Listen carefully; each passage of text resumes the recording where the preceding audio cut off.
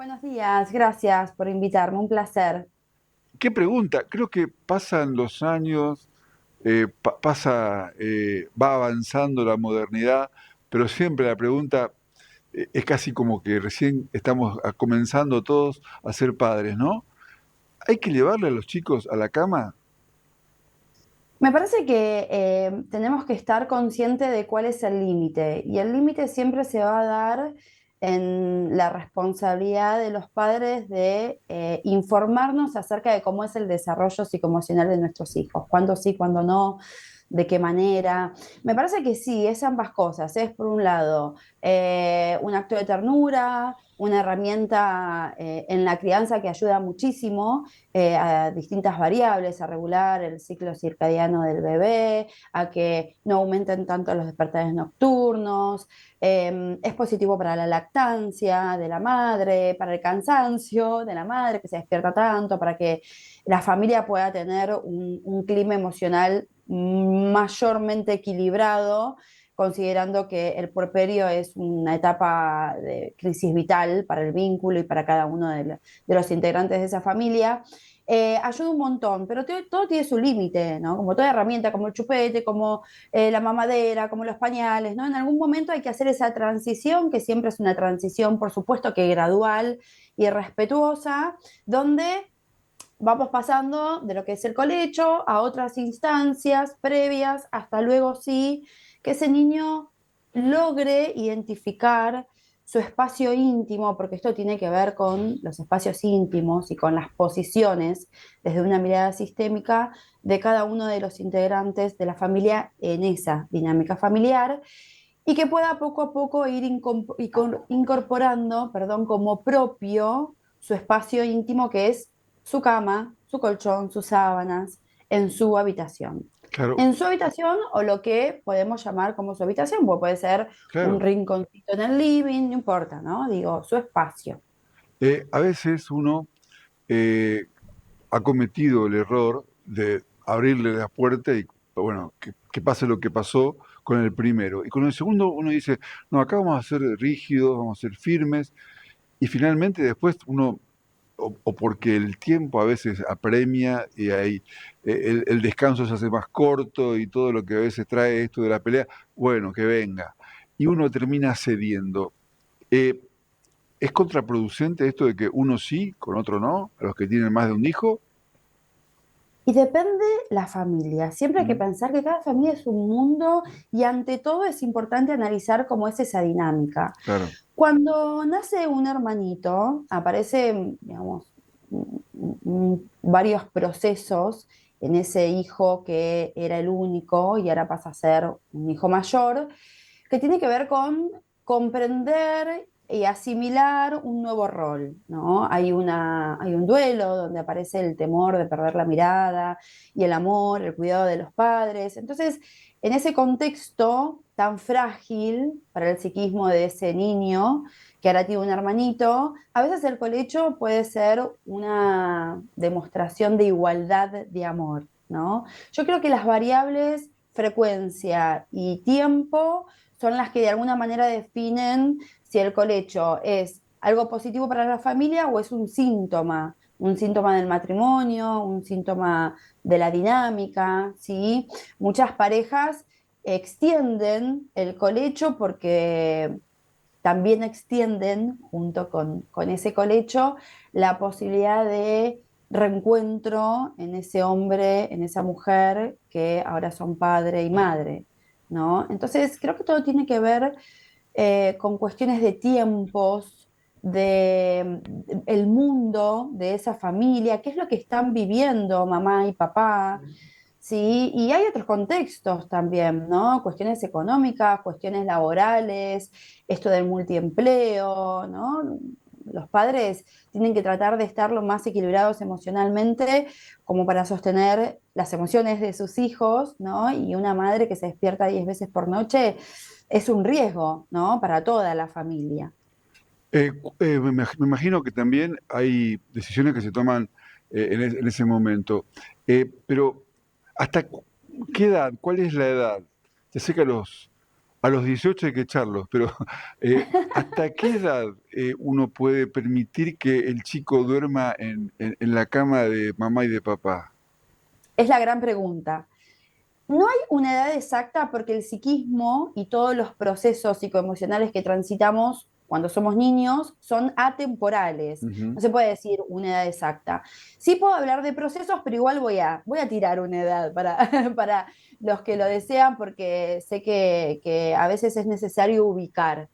El momento para hacer esa transición, insisto que es gradual, Ujú. paulatina y súper respetuosa, es el momento en el que el niño pasa de la dependencia relativa, que es una dependencia donde depende de mamá y papá, pero ya hay una diferenciación de yo soy un niño y tú eres mamá, Claro. ¿no? Separado. Recordemos que los niños nacen fusionados psicológicamente con la mamá y comienzan a adquirir lo que sería la autonomía, ¿no? Los primeros pasos, los primeros no, empezar a caminar, a conectarse con sus propios deseos, ¿no? La construcción del narcisismo, yo lo quiero de esta manera, lo quiero ya, ¿no? Que aparece aproximadamente a los 2 años de vida, donde empiezan a transitar lo que Winnicott le llama camino hacia la independencia. Winnicott plantea 3 tiempos: la dependencia absoluta, la fusión, la dependencia relativa, donde ya no hay fusión, pero sigue habiendo dependencia, y el camino hacia la independencia que es eterno, porque yo dependo de estar hablando acá con Claro. vos, porque gracias al Internet, ¿no? Siempre tenemos cierta dependencia. Ese sería el momento donde deberíamos acompañar el proceso de descolecho.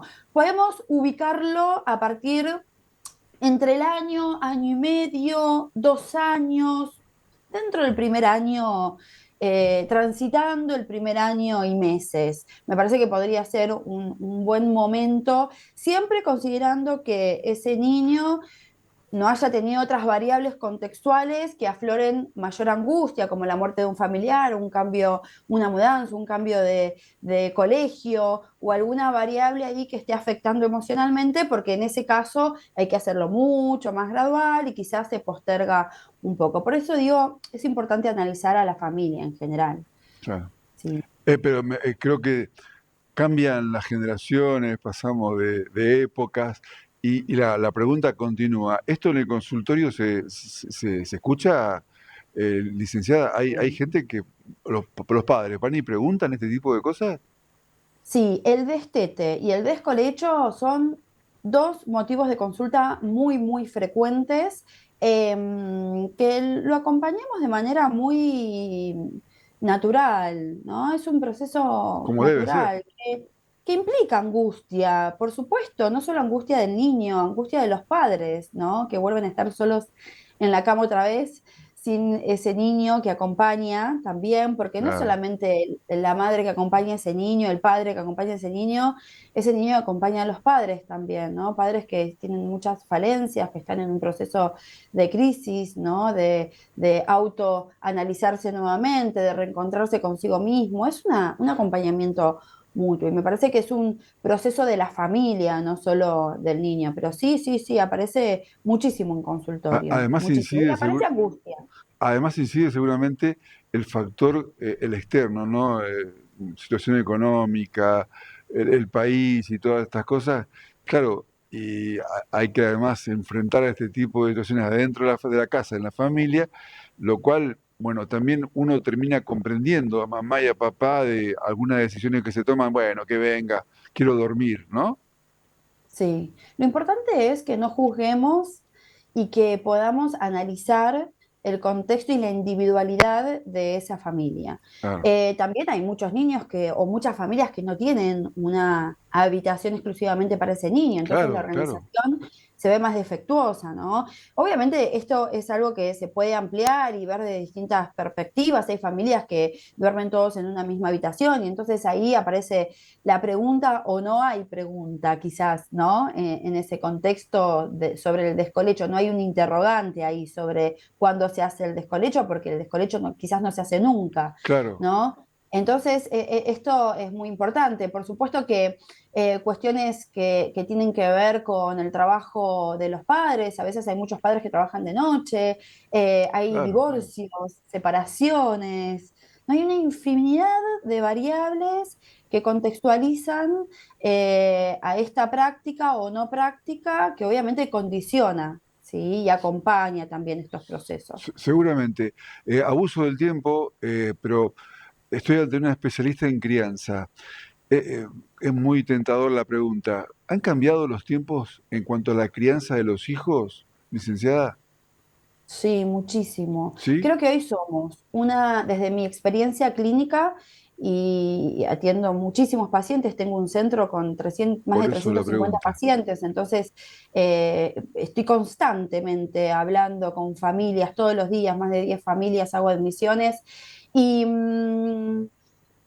los padres llegan bastante desordenados, con falta de herramientas, con caos interno, con un exceso de proyección en sus hijos de falencias, de cuestiones no resueltas de su propia infancia, muy preocupados y ocupados, amando mucho a sus hijos e intentando hacer un cambio significativo en la crianza y no repetir patrones y no repetir su propia historia. Así llegan los padres mayormente al consultorio, con necesidad de guía, porque el no sé qué hacer con esto aparece muchísimo. Y creo que somos una generación bisagra, ¿no? Que intentamos no Sí, repetir, claro. pero tampoco sabemos qué hacer. Entonces estamos en una constante búsqueda interna y hay mucho de lo que se debe hacer, entonces los padres podemos confundirnos un poco sobre lo que sí está bien, lo que no, hay falta de información por el exceso de información, pero me parece que es positivo en donde estamos hoy los padres, porque me parece que estamos generando un cambio de raíz, ¿no? Como un cambio que se va a ver posiblemente en las próximas generaciones. Muy fuerte el análisis que acaba de hacer. Licenciada, muy gentil, muchas gracias por estos minutos. Me parece todo un tema que además está bueno que después, cuando vayamos a la tanda, en casa sigan hablando del tema, porque me parece que es como para que todavía se construya más a partir del diálogo. Muy gentil, muchas gracias por el tiempo. Un placer, que tengan buen día. Igualmente, la licenciada Débora Bellota es psicóloga, es psicoanalista y es especialista en maternidad de crianza y familia, por eso le preguntamos, en un tema que siempre, siempre será tema.